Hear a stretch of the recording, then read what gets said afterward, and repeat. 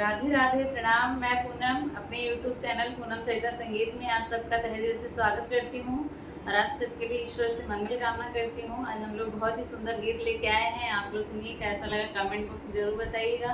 खूब सारा प्यार और आशीर्वाद बनाए रखिएगा और वीडियो को ज़्यादा से ज़्यादा शेयर करिएगा।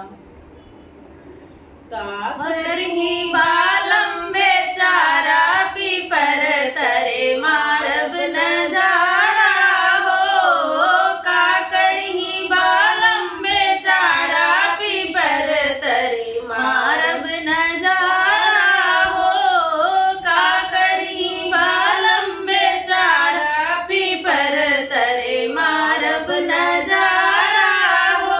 बहुत करही जौनपुर ना घुमई, बहुत करही जौनपुर ना घुमई, गौए में कैलब गुजारा पीपर तरे मारब नजारा हो, गौए में कैलब गुजारा पीपर तरे मारब नजारा हो, का करही बालम बेचारा पीपर तरे मारब नजारा हो, का करही बालम बेचारा पीपर तरे मारब नजारा हो।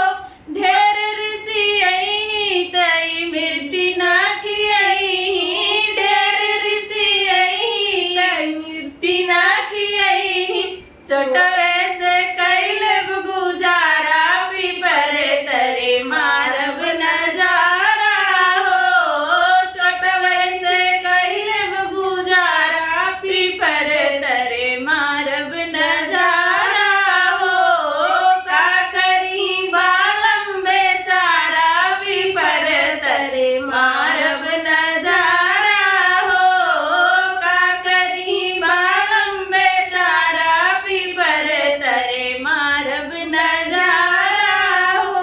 ढेर ऋषि त पिक्चर ना देखई, ढेर ऋषि त पिक्चर ना देखई, टीवी